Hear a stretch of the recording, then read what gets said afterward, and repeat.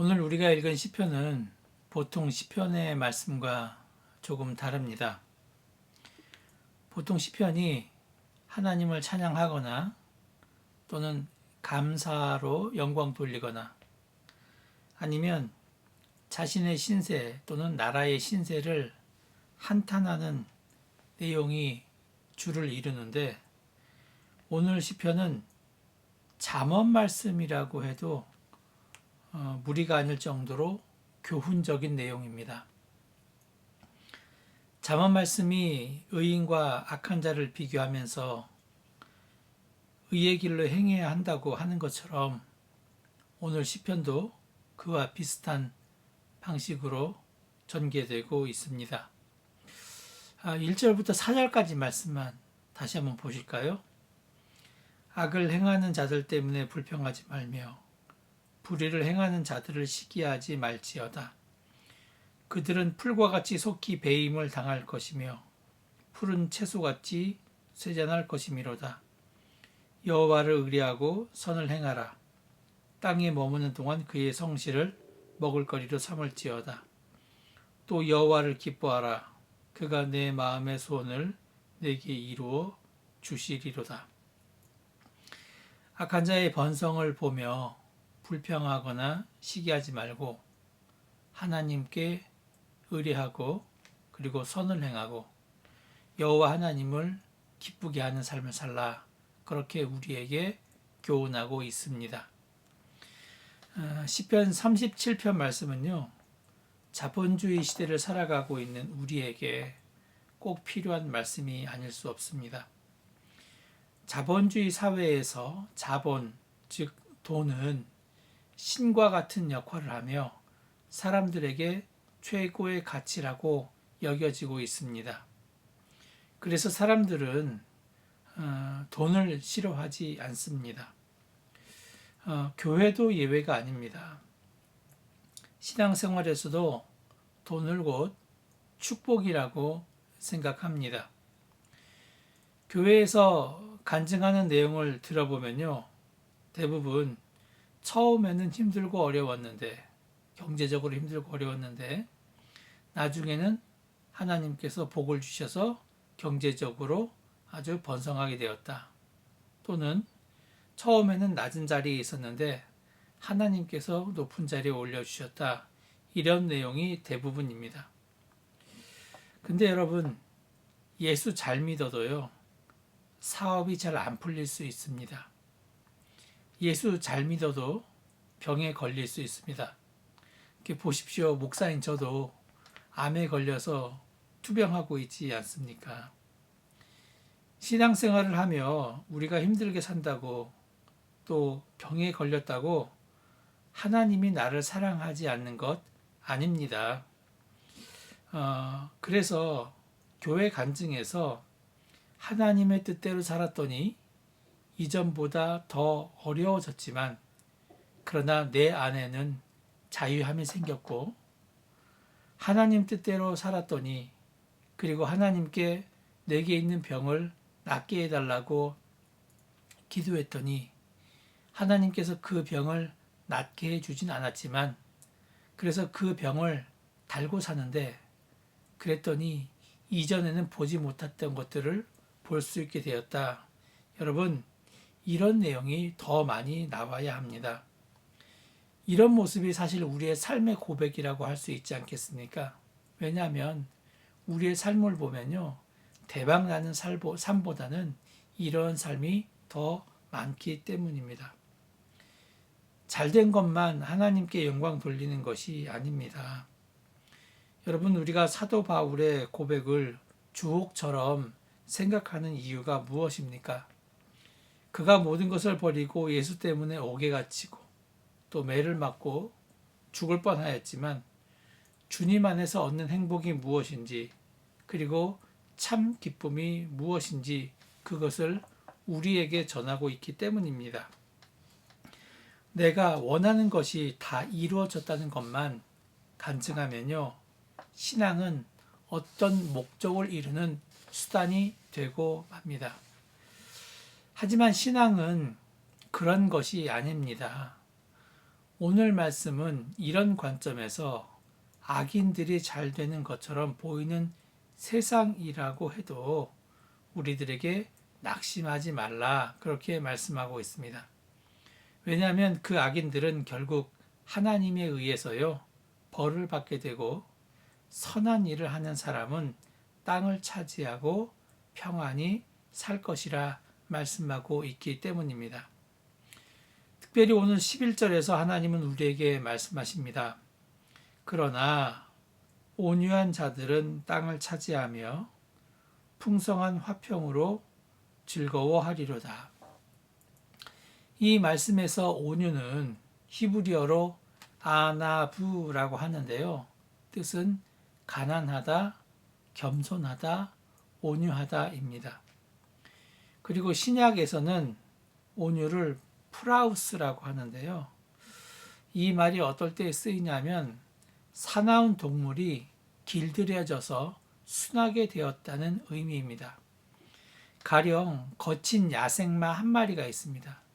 그는 강하게 아주 힘차게 말을 뛰어다니는데 처음에는 길들여지지 않았지만 그러나 사람의 손에 의해서 점차 길들여졌을 때 프라우스라는 말, 온유라는 말을 사용한다는 것입니다. 여러분, 야생마가 길들여진 것은요, 그 야생마가 힘이 빠져 있는 것, 그것이 아닙니다. 이전만큼 강한 힘을 가지고 있지만, 그러나 오직 주인에게 복종하게 되었다는 것입니다. 하나님의 말씀을 순종하지 않고 제멋대로 행동하던 인간들이 변하여서 그 말씀에 순종하게 될 때에 갖는 마음의 자세가 바로 온유함입니다. 그런 것을 보면요. 성령의 열매 중에 온유가 있는 것이 이유가 있습니다. 성령께서 우리를 변화시키지 않으면 우리는 하나님 말씀에 고분고분 따르지 않습니다. 결국 온유라는 것은 제멋대로 날뛰던 사람들이 성령에 의해서 그 욕망을 조절하여 하나님 앞에서 겸손하게 되며 낮아진 마음의 상태를 뜻합니다. 그러므로 그 사람이 변하기 전에 비하면 대단히 부드럽고 관대하면서 또 잘 참아내기 때문에 어떻게 보면 나약함으로 또 어떻게 보면 줏대가 없는 사람처럼 보일 수 있습니다. 그러나 진정으로 온유한 사람은요, 하나님의 말씀을 굳게 잡았기 때문에 강한 자이면서 동시에 자유로운 사람입니다. 이런 사람을 고수라고 하죠. 이런 사람들은 몸에서 힘을 완전히 뺀 사람입니다. 운동할 때 뭐라고 얘기합니까? 운동할 때 힘을 주는데 3년, 그리고 힘을 빼는데 3년이 걸린다고 합니다. 이전에는 힘을 잔뜩 집어넣고 있었다면 성령께서 우리 안에 역사하실 때 우리는 통제된 온유한 심령이 되는 것입니다. 그러면 좀 더 구체적으로 온유한 자가 어떠한 자인지 시편 37편을 통해서 살펴보면요. 오늘 말씀에서 말하는 온유한 사람을 여러 가지로 표현하고 있습니다. 여호와를 기뻐하라. 내 길을 여호와께 맡기라. 그를 의지하라. 여호와 앞에 잠잠하고 참고 기다리라. 이런 식으로 여러 가지로 온유한 사람을 표현하고 있습니다. 이렇게 여러 가지로 표현하고 있지만요. 결국 다 한 가지 뜻입니다. 하나님만 바라보라는 것입니다. 하나님만으로 기뻐하라는 것입니다. 신자들이 세상을 살아가면서요, 하나님만 바라본다는 것, 하나님만으로 기뻐한다는 고백은요, 이것이 쉬운 것처럼 보이지만 사실 이것은 쉬운 일이 아닙니다. 왜냐하면 세상은 화려함과 동시에 너무나 악하고 우리는 너무 쉽게 그 세상 유혹에 빠지기 때문입니다. 창세기에서 보면 여자가 선악을 알게 하는 나무를 보았을 때 먹음직도 하고 보암직도 하고 지혜롭게 할 만큼 탐스러운 것, 여러분, 바로 그것이 우리가 대면하고 있는 세상입니다. 더욱이 불의한 자들이 활기를 치는 세상에서 선을 행하며 살아간다는 것은요, 어리석은 것처럼 보입니다. 그리고 바보스럽게 보이기도 합니다. 그래서 우리가 바보스럽게 보이지 않기 위해서, 또 우리가 어리석은 사람처럼 보이지 않기 위해서 하는 것이 무엇이냐? 바로 그것이 타협입니다. 제가 아는 목사님은 청년 사역을 열심히 하다가요, 이제는 청년 사역을 하지 않고 성인 사역에 초점을 맞추어서 그 사역을 진행하는 분이 계십니다. 제가 왜 사역의 포인트를 바꿨습니까? 라고 물었더니요, 자기가 예전에는 청년에 관심이 많아서 청년들을 열심히 훈련시켰더니 대학을 졸업하고 취직을 했더니 금세 세상과 타협하면서 살아가는 것을 너무나 쉽게 보게 되었다는 것입니다. 안 그럴 것 같은데 바로 세상과 타협하는 모습을 보며 사역의 방향을 바꾸었다고 합니다. 이처럼 세상에 대해서 우리는요, 아무리 강한 것처럼 보이지만 우리는 한없이 약한 존재입니다. 믿는 신자가 악한 세상에서 불의와 타협하며 적당히 살아가려고 할 때 주님은 우리에게 경고의 말씀을 주셨습니다. 히브리서 12장 4절 말씀 한번 보시겠습니다. 너희가 죄와 싸우되 아직 피 흘리기까지는 대항하지 아니하고. 제가 다시 한번 읽겠습니다. 너희가 죄와 싸우되 아직 피 흘리기까지는 대항하지 아니하고. 이 말씀이 의미하는 것이 무엇입니까? 신앙인이 신앙생활을 하면서 죄에 대해서 피 흘리기까지 싸워야 하는데 우리는 싸우기는커녕 적당히 타협을 하면서 살아간다는 것입니다. 하나님은 죄를 미워하시는 분이십니다. 반면에 인간은 타고나면서부터 죄를 따르게 되어 있습니다. 그래서 신앙생활은 갈등의 연속입니다. 우리는 죄를 지으려는 경향이 있고요. 반대로 하나님은 죄를 미워하십니다. 그래서 우리에게는 죄와 피 흘리는 싸움이 있을 수밖에 없는데 우리는 싸움이 아닌 타협의 길을 걷고 있습니다. 사실 많은 사람들이 의롭지 못한 방법으로 살면서 쉽게 선행을 단념하여 버리기 때문에 우리가 사는 사회는요, 더 어두워지고 더욱 모순된 일이 많이 생기고 불의와 악이 활보하고 있습니다. 하나님만 바라보는 것은 단순히 아무런 생각 없이 살아가라는 말이 아닙니다. 우리의 육신이 죄를 지으려고 할 때 하나님의 심정으로 죄와 싸우라는 것입니다. 그것도 적당히 싸우지 말고요, 피 흘리기까지 싸우라고 우리에게 말씀하고 있습니다. 그러면 여러분, 우리의 모습은 어떻습니까? 신자인 우리가 어떻게 사는지 그 본을 보여주는 인물이 한 명 있습니다. 바로 아브라함의 조카 롯입니다. 롯은 본래 갈대아 우르에서부터 아브라함과 함께 동행을 했습니다. 롯은 아브라함에게서 당연히 좋은 영향을 받으며 살았겠지요. 그러나 그들의 재산이 많아지자 함께 살 수 없어서 아브라함과 헤어지게 되었습니다. 롯은 먼저 요단 동편 땅을 선택했고 롯은 점점 소돔성 가까이로 이동하다가 결국 소돔성에 들어가서 살게 되었습니다. 창세기 19장 1절에 보면 이렇게 말씀하고 있습니다. 저녁 때에 두 천사가 소돔에 이르니 마침 롯이 소돔 성문에 앉아 있다가 그들을 보고 일어나 영접하고 땅에 엎드려 절하매 이렇게 이야기하고 있습니다. 창세기 19장은 하나님께서 소돔과 고모라 성을 심판하려고 할 때 바로 그 말씀입니다. 그런데 롯이 왜 소돔 성 문에 앉아 있었을까요?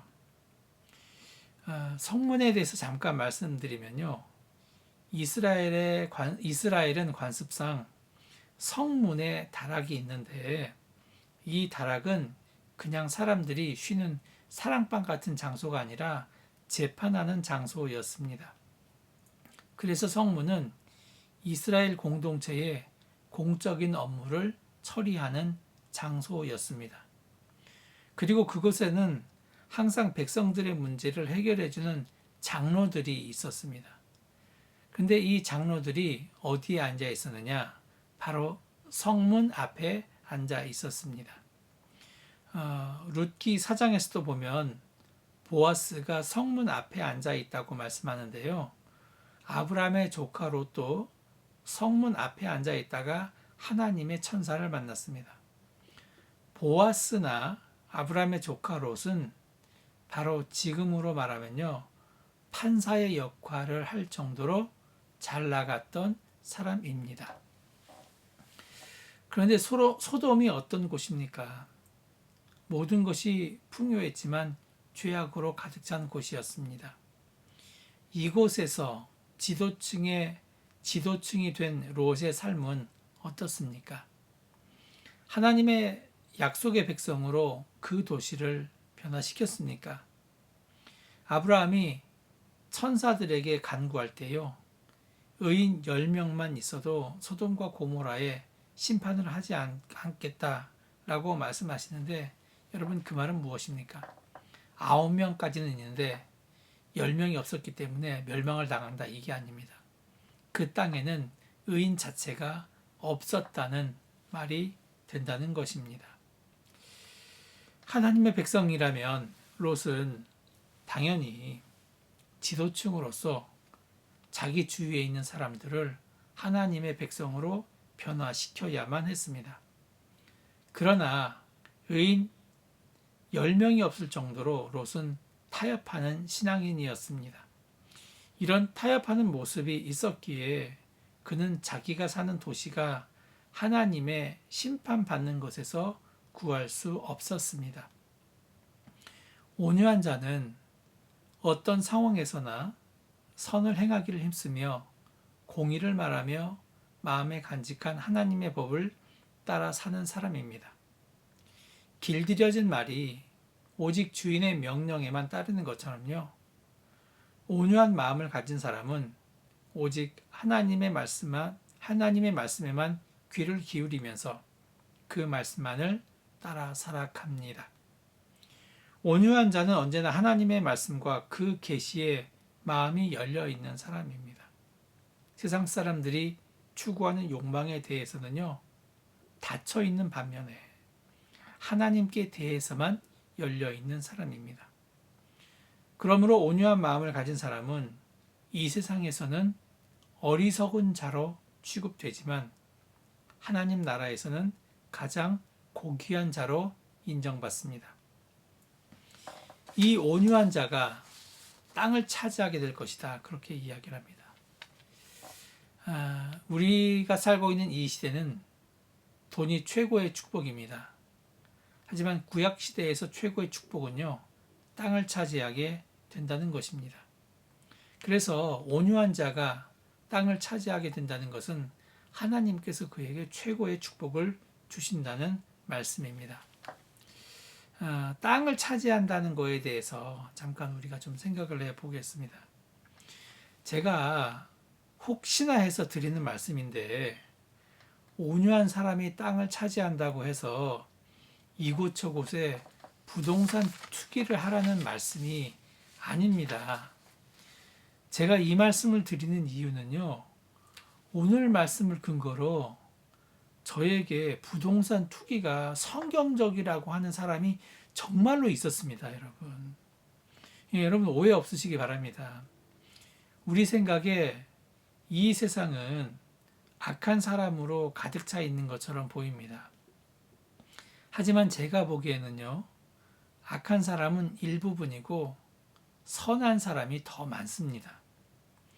하지만 악한 사람으로 세상이 가득 차 있는 것처럼 보이는 이유는 그 악한 사람들이 항상 말이 많고 또 문제를 일으키기 때문입니다. 세상을 볼 때 제가 보기에는 악한 사람이 한 10% 정도 되는 것 같고요. 그리고 선한 사람이 나머지입니다. 하지만 우리 생각에는요, 악한 사람이 90%인 것처럼 생각이 듭니다. 그러다 보니까 그들이 외치는 소리에 나도 모르게 귀를 기울이게 됩니다. 또한 악한 사람들이 이 세상에 득세한다고 생각이 드니까 그들이 하는 생각이 대세라고 생각하며 그런 악인들의 부정적인 모습과 논리에 나도 모르게 빠져 살게 됩니다. 믿는다는 것은 이런 악인들의 논리에 빠져 사는 것이 아니라 저항하는 것입니다. 프랑스 철학자 중에요, 들레즈라는 사람이 있습니다. 이 사람의 철학 용어 중에 탈영토화라는 말이 있습니다. 탈영토화라고 하는 것은 말 그대로 탈영토, 그 땅에서 벗어난다는 의미입니다. 그리고 영토의 의미는요, 단순히 어떤 지역을 의미하는 것이 아닙니다. 우리의 생각 또는 우리의 생각 체계, 그리고 관습 등 사람이 살아가는 데 있어서 어떤 체계나 사상 등을 말하기도 합니다. 만약 이 세상이 악한 생각으로 가득 차 있다면 신자는요, 그런 가치관이 있는 세상을 떠나야 합니다. 여러분, 이것이 바로 탈영토화 개념입니다. 그리고 탈영토화를 했다면요, 재영토화, 다시 땅을 이루면서 살아야 합니다. 정말로 바르게 살려는 사람들이 공동체를 이루는 것입니다. 다시 어떤 공간을 만들어 가라는 것입니다. 악한 사람들이 나쁜 생각으로 가득 차 있다면 믿는 사람들은 저항하면서 그곳을 떠나서 그들의 가진 생각을 떨쳐버리고 정말 하나님께서 말씀하신 그 말씀대로 살아가라는 것입니다. 여러분, 이것이 재영토화이며 새로운 공간을 만들어 가라는 것입니다. 믿음이란 바로 이런 것입니다. 악한 사람이 소리를 높이고 사람들이 그들의 논리에 빠져갈 때 그 길이 아니라고 목소리를 높이고 새로운 삶이 보이도록 우리가 공간을 점점 크게 만들어 가는 것입니다. 그리고 이런 사람들이 많아질 때 이 세상은 점점 살만한 세상이 되는 것입니다. 여러분, 온유한 자가 땅을 차지한다고 할 때는 부동산 투기를 많이 하라는 것이 아니라 바로 이런 탈영토화 그리고 재영토화, 이 개념까지 우리가 생각해야 합니다. 그렇다면 우리가 차지해야 할 땅이 무엇인지 분명하게 드러난다는 것을 우리가 알 수 있습니다. 또한 하나님은 온유한 자에게요, 땅을 차지하면서 동시에 풍성한 화평을 주신다, 그렇게 말씀하고 있습니다. 화평을 히브리어로 이야기하면 우리가 잘 아는 단어 바로 샬롬이 됩니다. 샬롬의 의미는 평화, 번영, 보답, 보흥, 이런 의미입니다.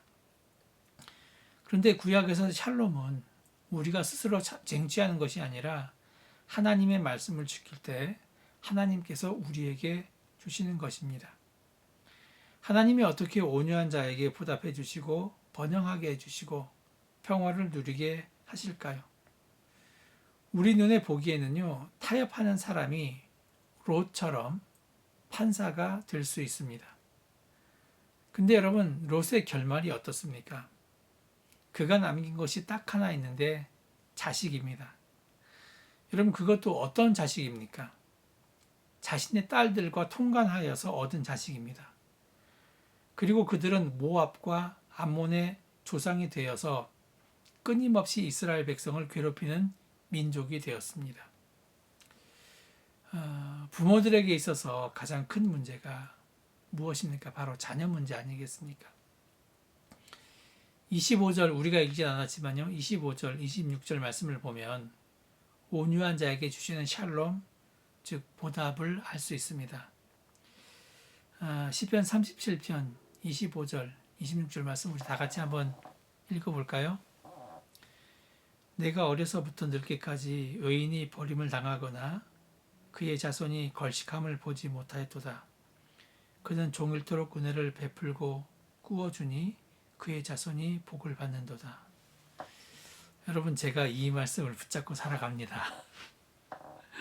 우리 자식들을 위해서라도 내가 의인이 되어야 되겠다. 자식들에게 물려줄 건 없고 내가 의인이 되어서 정말 의인의 복을 자녀들이 받아야 되겠다. 그 말씀을 믿고 살아갑니다. 여러분의 의인이 버림을 당하거나 그의 자손이 걸식함을 보지 못하였도다. 그의 자손이 복을 받는도다. 신앙인이 신앙생활에서 타협하지 않고요. 하나님의 말씀을 지키며 살아갈 때 때로는 손해보며 살 수도 있습니다. 그러나 분명히 하나님은 우리에게 말씀하십니다. 의인이 버림을 당하지 않는다. 그리고 그의 자손이 걸식함을 보지 못하였도다. 그의 자손이 복을 받는다. 여러분, 이것이 바로 온유한 자에게 주시는 복입니다. 믿음이란 무엇일까요? 하나님 말씀에 바탕을 두고요. 세상과 적당히 타협하지 않는 것입니다. 세상 악인들의 부귀영화를 부러워하지 않는 것입니다. 오직 주만 바라보고 주님을 기쁘시게 하는 삶을 사는 것입니다. 주와 함께라면 가난해도 좋고 주와 함께라면 병들어도 좋다는 찬양이 있습니다. 가난해도 병이 들어도 시련의 밤이 어둡고 깊어도 결코 우리는 주님을 포기할 수 없습니다. 우리는 말합니다. 세상이 점점 악해지고 있다고. 세상이 악해진다면요. 시대가 그러려니 하면서 손을 놓고 있을 수만은 없습니다. 신자는 그래야 됩니다. 신자는 여러분 손을 놓고 포기하는 사람이 아닙니다. 이 시대에서 탈영토화를 통해서요. 재영토화를 이루어야 합니다. 사람들이 세상을 돈과 명예로 살아간다고 할 때 신자는 하나님으로 기뻐하는 삶, 그런 삶을 살아야 된다고 말해야 합니다. 물론 이런 길이 힘들고 어렵다는 것 잘 알고 있습니다. 때로는 현실의 벽 때문에 좌절할 수 있습니다. 어쩌면 사도 바울과 같은 삶을 우리가 살아가야 할 수도 있습니다. 하지만 믿음의 길은 바로 이런 길입니다. 돈과 명예, 안정된 일자리가 최우선이 아닌 하나님의 뜻대로 그분의 영광을 위해서 사는 것입니다. 하나님은 분명히 말씀하십니다. 그런 사람이 땅을 차지하게 될 것이고 그런 사람이 풍성한 화평을 얻는다고, 또 그런 사람의 자식들이 걸식하지 않고 복을 받는다고. 자본주의 시대를 살아가며 이 시대의 흐름에 빠지지 않고 하나님 말씀에 뿌리를 내려 믿음의 길을 걸어가시는 우리 모두가 되기를 바랍니다. 예수님께서 산상수훈에서 말씀하신 것은 바로 그런 길입니다. 하나님 나라의 길을 가라고 말씀하고 있습니다. 이 세상 논리에 빠지지 말라고 그렇게 말씀하고 있습니다. 여러분, 오늘 시편 말씀은요, 자본주의를 살아가는 우리들에게 그런 교훈을 주고 있습니다. 아무쪼록 세상 풍조에 휩쓸리지 마시고 믿음의 길, 의인의 길, 그러면서 온유한 자의 삶을 살아가시는 저와 여러분이 되시기를 간절히 축원합니다. 기도하시겠습니다. 주여 살아계시고 우리를 돌보신 하나님, 이 세상 살아가기가 너무나 힘듭니다. 이 세상에서 주님의 말씀을 지키기가 너무나 힘듭니다. 하나님, 그러나 그렇다고 해서 우리가 타협하면서 살아가지 않게 하여 주시고, 이 땅에서 하나님 나라와 그 뜻을 이루면서 하나님 나라를 일구는 한 사람 한 사람이 되게 하여 주시옵소서. 예수님의 이름으로 기도합니다. 아멘.